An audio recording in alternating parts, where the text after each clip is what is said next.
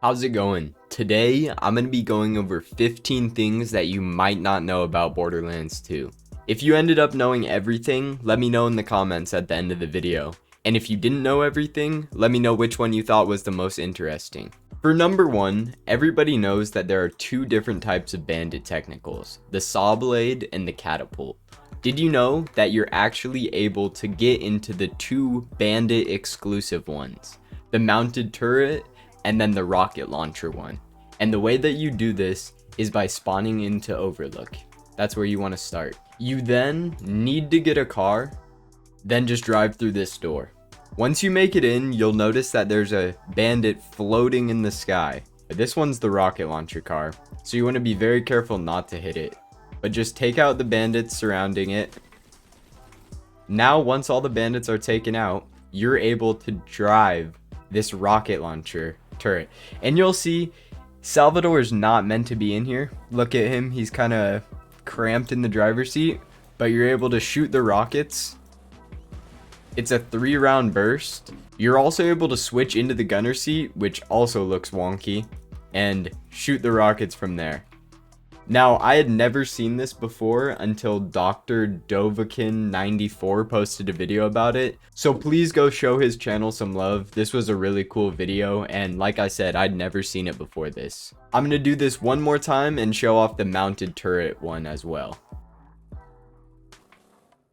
Here's the bandit. Actually, there's 3 different cars then. This is the bandit saw blade technical, and it shoots a burst of saw blades. You can't just hold it down and infinitely shoot them. When you click the mouse, there you go.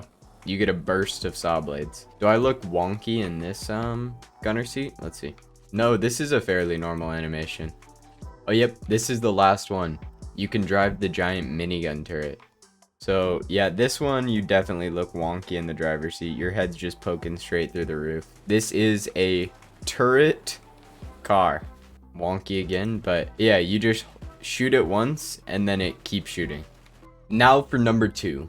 Did you know that Terramorphous was actually sent to Earth by Hammerlock in the pre-sequel? The theory is that the other Thresher was Old Slappy as well. In a side mission in Borderlands the pre-sequel, Hammerlock has you clear out Threshers, and at the end of the mission you send 2 Threshers in a rocket ship down to Pandora. One of those Threshers Hammerlock nicknamed Terry, which turns out to be Terramorphous the Invincible in Borderlands 2. Now let's move on to number 3. Did you know that all of the Vladov sniper words, like the Pushka and the Brachny, and even the words in front of them like Brivta and Gromki, these are all words from a made-up language in the movie Clockwork Orange. It's a made-up language called Nadsat, and the Droog is also a word in that. I haven't seen that talked about a lot. It's on the Borderlands fandom, but other than that, I don't think I've ever heard a YouTuber talk about that one. For number 4, did you know that the grog nozzle can affect cars the same way it affects normal guns? And same with the orc. I'll get a drunk effect and then show you what I mean. When you use the grog nozzle, you get 5 extra projectiles like that. When you're holding the grog nozzle in the gunner seat, you'll also get 5 extra barrels. As you can see, that's what happens when the drunk effect goes on. You start getting tons of barrels. And the same thing applies for the orc as well. As you can see, way more barrels are coming out there. There was like a stack of 5 or 6 that flew out at once. So when you hold the orc, they stay a little bit more together, and then with the grog, they spread out more. For number 5, did you know that if you time your jump correctly, Knuckle Dragger will launch himself up into space? I learned this one from Lil Gas Mask. I'm not exactly sure why this happens, but it's pretty funny. Oh, it might have worked. Yep. There he goes. And I do not think he's ever gonna come back down. Now for the number 6, did you know? Now that I'm up on Flint's ship, did you know that you're able to knock Flint off? And once he's down there, he just turns into a mannequin basically that won't move, won't attack you, and you're able to get an easy kill on him. The easiest way to do this is with Salvador's Fistful of Hurt because it makes punching him that direction so much easier than using stock grenades to throw them off. The other option is stock grenades, and they do work well. You just have to be a little bit better. It takes more skill than just punching him off. Come on, go. There we go. That might be it. That might have dropped him far enough. Yep, you can see he's just kind of standing there. He's not going to move. You can punch him even further. Now that he's down there, he just kind of stands there. He'll follow you around. He'll just kind of turn wherever you go. And then it's a free kill. Struggling to fight him in... Oh! Oh my god. I just got a pearl from Flint while I was trying to show this off. That's crazy. Even though it's an Unforgiven, it's OP 10. That's ridiculous. Number 7 is two things that you might not know combined. Did you know that if you throw your deception into a wall, it will take everyone's aggro off of you? I'll show it again. See how all the red dots are on the map? When I throw my deception into a wall, they all disappear. And as soon as the deception's over, I have no one locked onto me and attacking me anymore.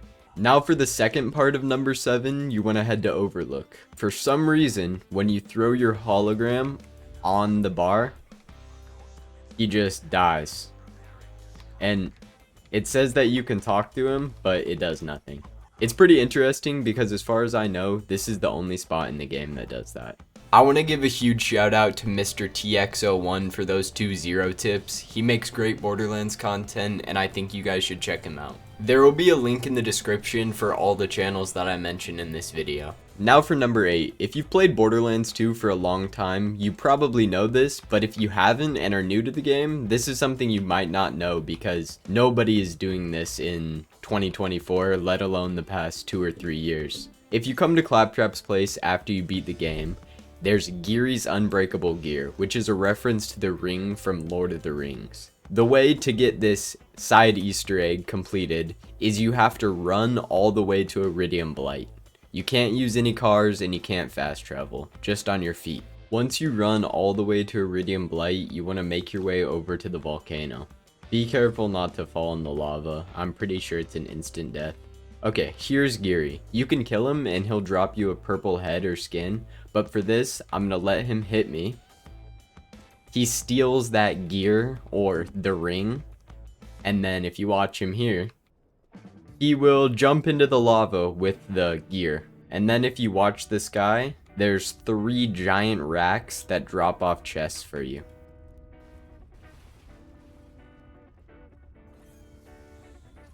For number 9, you want to head to the fridge and go over to Rackman. Here's the Rack Cave. So, in True Vault Hunter mode and Ultimate Vault Hunter mode, he's named Rackman forever. However, in normal mode, he's just named Rackman. And Zap, Bam, and Pow all stay the same, no matter if it's normal mode or True Vault Hunter mode. For number 10, did you know that you're able to find out that Angel's working for Jack before you find out through the mission? I'm only on hunting the Firehawk right now, and you don't find out until after a train to catch. Now the way you do this is by driving all the way to Lynchwood. There's no missions on the board yet, and the enemies are level 22. But if you come over to this trash can and listen to the echo, you'll hear what I mean. Sir, I may have found another potential. He's a commando. Oh yeah? Where is he now? He's been captured by bandits. They're, torturing him. Wow, I'm already impressed. Now for number 11. I tried for a solid 30 minutes to get this, but psychos have the ability to recite Hamlet by Shakespeare. The only video I could find on this was posted 11 years ago by the Turbinator. So I'm gonna play that audio, and if you want to skip past this section because it's boring, that's all good. Here is the entire psycho monologue. I'll put text up with it.